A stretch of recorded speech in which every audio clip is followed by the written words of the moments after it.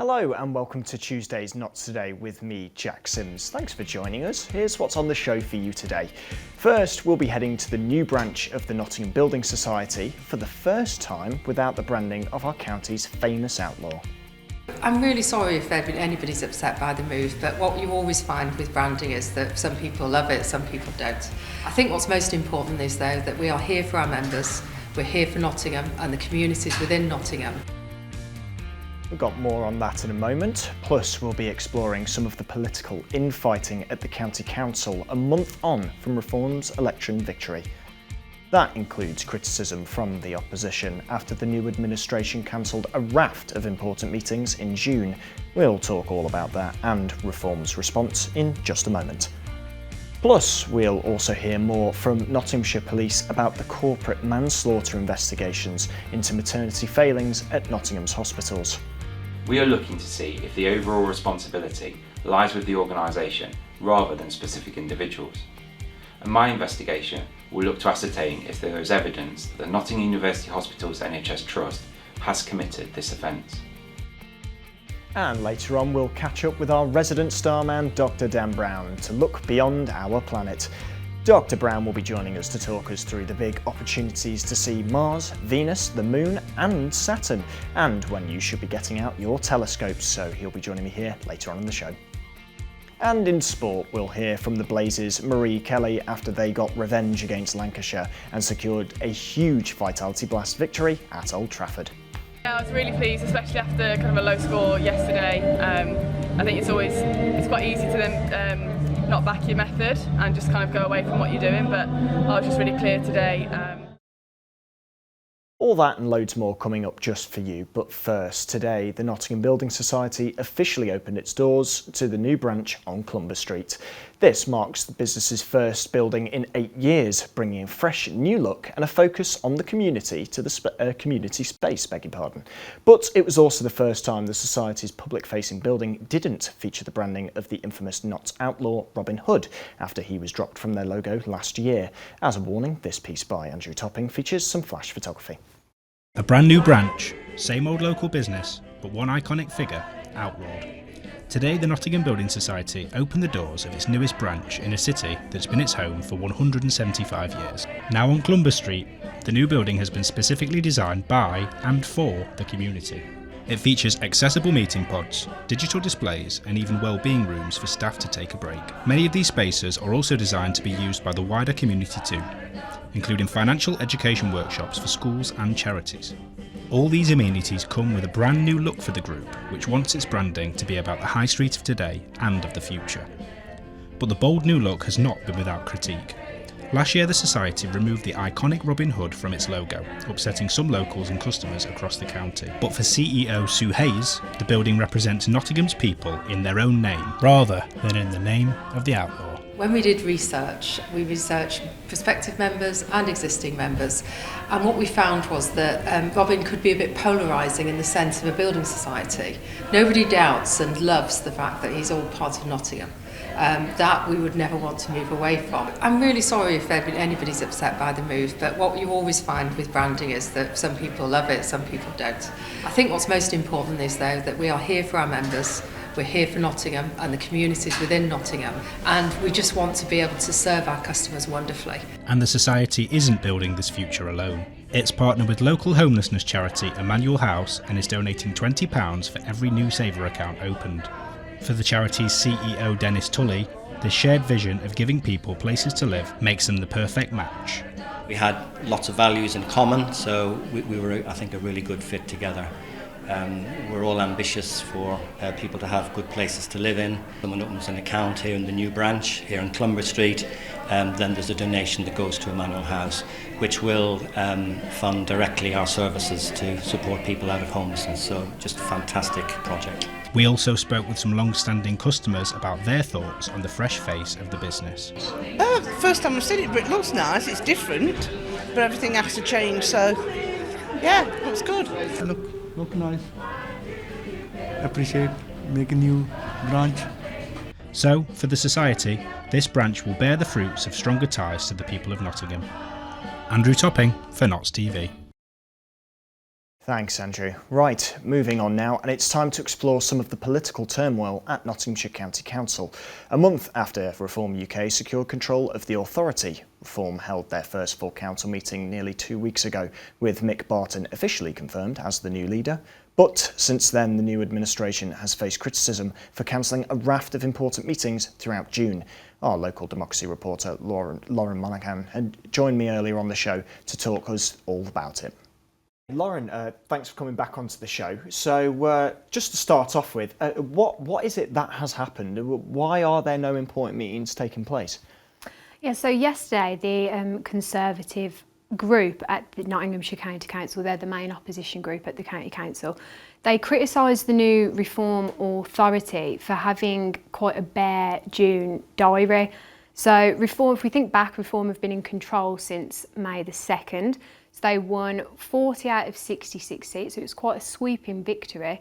And since then they've announced their leader and the cabinet members, so there has been some developments. But the Tories yesterday, they were claiming a shambolic start for the new Reform Authority because a number of key meetings were removed from June's diary. I actually saw this myself as well. So these were the Cabinet meeting, the Overview and Scrutiny Committee, the Planning and Rights of Way Committee, the Governance and Ethics Committee. Yes, I believe it was those 4. And these are basically seen as the most democratic meetings. These are seen as, from the public standpoint and from councillors' standpoint, as the meetings where an authority can get held most to account by the opposition members. So I think that's why it's caused a little bit of a stir. They still have 5 meetings for June, but yeah, it's just those meetings that are now not there. And I did get in contact with Councillor Mick Barton. He is the new Reform leader of the new Reform County Council yesterday, and he couldn't give much of a reason over why those meetings have been cancelled. Okay, and obviously we've spoken a little bit there about the importance of these to the opposition. I mean, how has the opposition responded to this? Yeah, so Councillor Sam Smith, he was the former Conservative leader just prior to the election. He's now sitting as leader of the opposition, main opposition and leader of the Conservative group on the County Council. He's saying that there's been an absence of leadership now.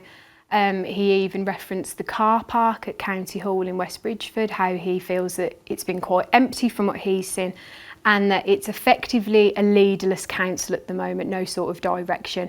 He also used the word limbo, so he says that the other councillors and council staff, they're effectively in limbo because there's not a lot of direction going on at the moment.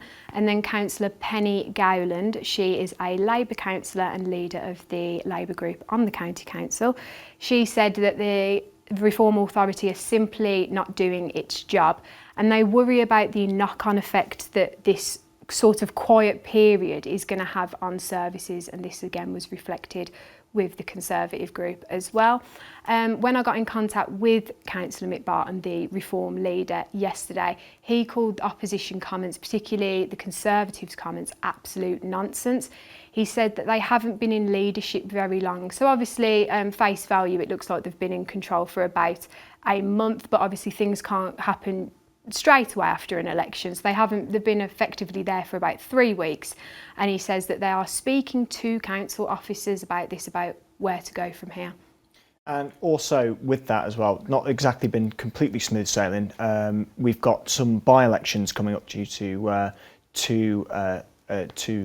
issues with the party. Can you explain a bit more about that? Yeah, so Mansfield North, there's a by-election on June 12th. This was following the death of a candidate prior to the election, Karen Seymour, and then Newark West on July 3rd, and this was after Reform councillor Desmond Clark stepped down after about a week.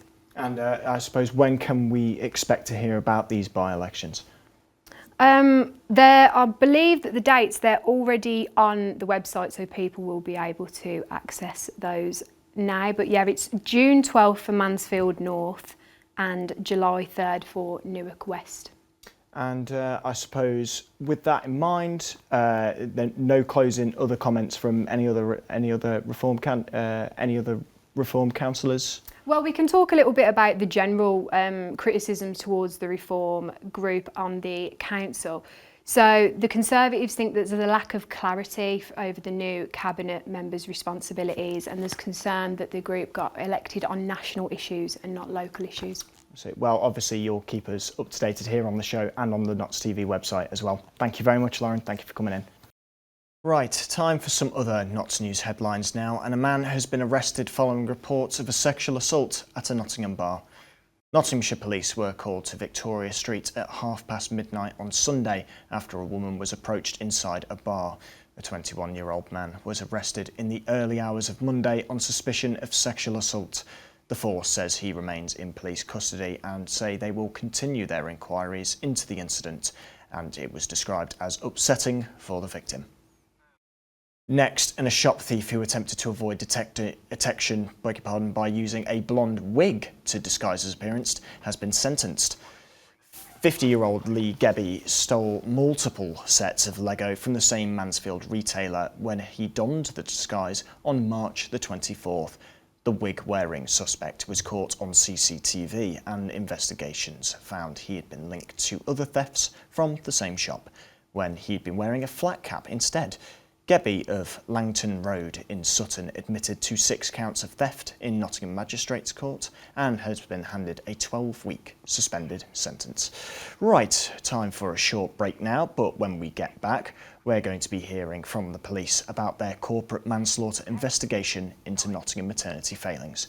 Plus, we've got sport and we're going to be looking at the stars with Dr. Dan Brown, so keep those eyes high, don't go anywhere, all of that coming up.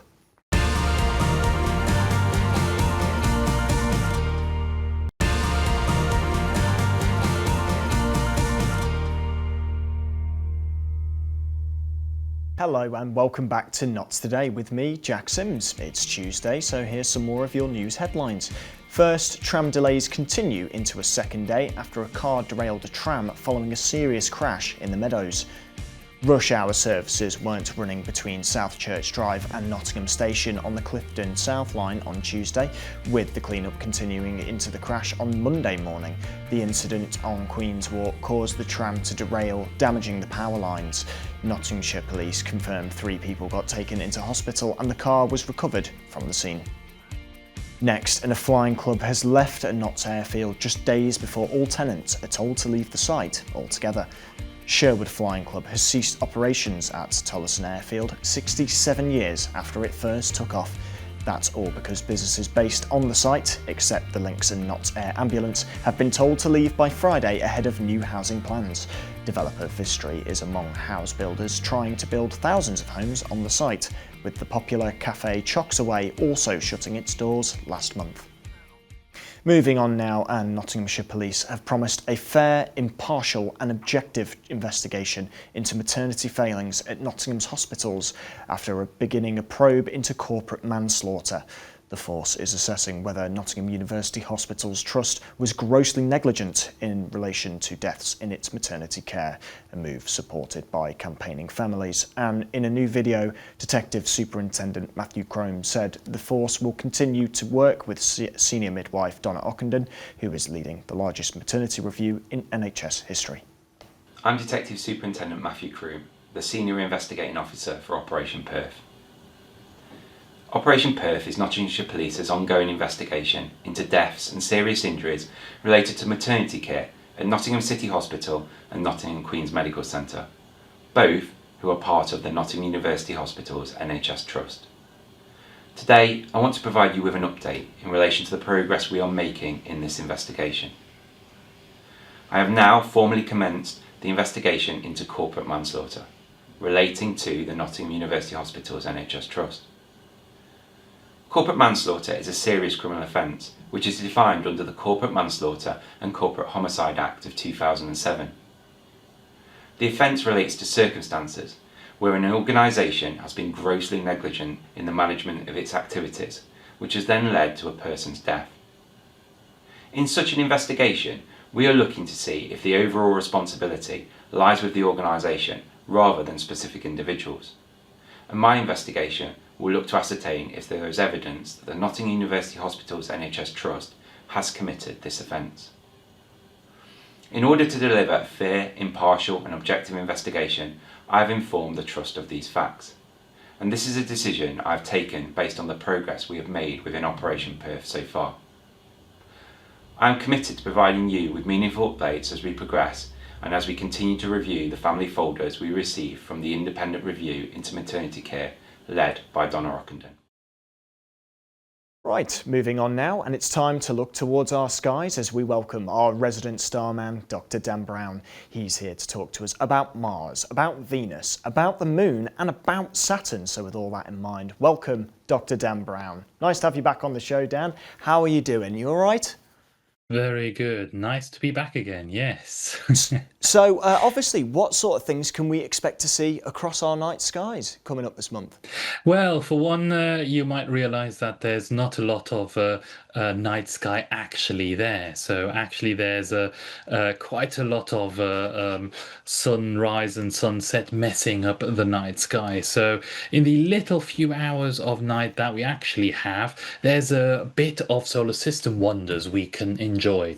So to some extent, we'll be able to see, as you mentioned, some of the planets. And I'll focus on Mars maybe first as a beautiful example of one of our closer planets as well. And that's one that you can spot on the 17th of June in the first half of the night. So it's got dark. You can still see the sun below the horizon, still lightening it up. But you can see Mars there low on the horizon, the western part, and very, very close to another star, Regulus, the brightest star in the constellation of Leo. And these two are nearly the same brightness. And Mars is edging past it ever so slowly. You can actually see the progress per day there in the inset, and it's really nice to notice as that squeezes past. And at its closest approach on the 17th, it's as far away seemingly from Regulus as the full moon diameter, and a bit half to that, so 1.5 times further away than that. So quite close past and easily spotted with the naked eye. And it's really nice to hunt that down. But it's not only Mars that we can look out for. So in our still present nights, if you go then to the morning, so if you either get up really early or hang around for quite a while, you'll be able to spot Venus as another object in the night sky. And that one is really beautiful. It's paired up here on the 22nd of June with the moon as well. And a little bit to the right, you can still see Saturn there as well. I picked out Venus there because it's really nicely to be spotted with the crescent of the moon. And now you've got the crescent of the moon. If you've got a small telescope, you can actually try to look at Venus, and you'll see that Venus isn't just a little disk, it's actually also showing a phase.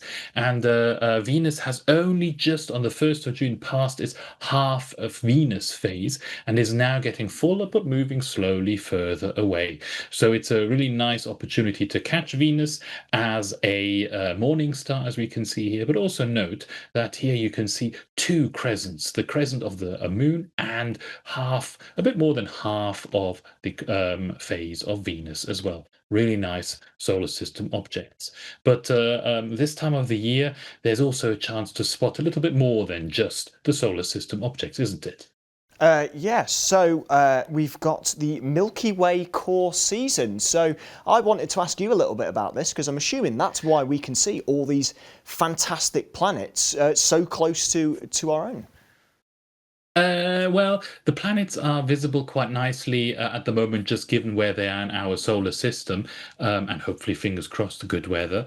The Milky Way core season doesn't necessarily help us to spot these planets. However, at this time of year, you do have the best opportunity to see the Milky Way high up in the sky. And I say Milky Way core is a beautiful pun in a sense, because not only is it the main time where you can beautifully see the central part of the Milky Way and the Milky Way stretching across the sky, you'll also see literally the core of our Milky Way, which is actually in Sagittarius, another constellation in the zodiac, and in there is the center of our Milky Way, and it creeps up 8-ish degrees above the horizon. Not a lot, but at least visible at midnight in the summer. So around about this month is a good time to spot the core part. And nice to see it. If you want to get really good views of the Milky Way, it's always advisable to maybe head further south. The further south you head, the more you can see this, until you get into the southern hemisphere and you'll be bamboozled by the wonders of our Milky Way in the sky. And I mean, obviously, this all sounds great. I mean, we've also got, sort of the Northern Lights coming into visibility as well. So yeah, that's a bit where you can then move away from stars or planets and actually can see some of the activity of the sun causing our high atmosphere in the Earth to glimmer. And we had a massive outbreak on the 1st of June, causing some activity still reverberating and visible in the high latitudes in the north. Perfect. Well, thank you as always, Dr. Dan Brown. Looking forward to having you back on the show again soon. That was Dr. Dan Brown. Thank you. All right, time for your sport now, and we're starting with the cricket and the Blaze as we revisit their big Vitality Blast victory against Lancashire Thunder on the weekend. The Blaze gained revenge for last Monday's County T20 Cup semi-final defeat, chasing 170 in fine fashion to defeat the Thunder in their second game of the competition. Stars for the Blaze included Georgia Elwys and Catherine Bryce, and speaking after their game, teammate Marie Kelly had praise for both prolific batters. I was really pleased, especially after kind of a low score yesterday. I think it's quite easy to then not back your method and just kind of go away from what you're doing, but I was just really clear today. I just knew that if we were chasing 8.5 and over, it had to go out strong, so just really glad it paid off today. Yeah, we just kept communicating all the way through, just chatting through plans to each other, just being really clear on what our options were, whether we were going to stay still or move around, create, or just react to what we were getting. So it's just really nice batting out there with her. I think we kept each other pretty calm and confident and composed, I guess. Yeah, I think it's so hard being consistent at the top of the order in T20, especially when you go in that hard at the ball and you're trying to get your team off to a good start. It doesn't always pay off. So yeah, for her to get 2 back-to-back half centuries is pretty phenomenal. Right, into rugby next, and Nottingham narrowly lost their final match of the season when they were beaten on the road by the Cornish Pirates. The match finished 35 points to 34 in Penzance, with the Archers actually scoring more tries than their hosts, but they were let down by their conversions. Nottingham went over 6 times but only converted twice, while the Pirates scored and converted all 5 of their tries to secure the victory. The result means Nottingham finished the season in 7th place with 9 wins, 13 losses from their 22 matches. And in netball, Nottingham Forest made it 2 wins from 2 against Loughborough Lightning with an impressive away victory. Chelsea Pittman's side left Leicestershire with 67 to 50 point victory, scoring 46 goals in the process. The impressive victory was their 6th of the season, with the same number of losses too, leaving them 5th in the Super League. Next up is a home match against Birmingham Panthers at Motorpoint on Thursday night. Right, time now for your picture of the day. Lovely shot this one was taken by our very own Nicola Dawson, so don't forget you can get your photos on the telly by tagging us at @Knots_TV over on the Instagram.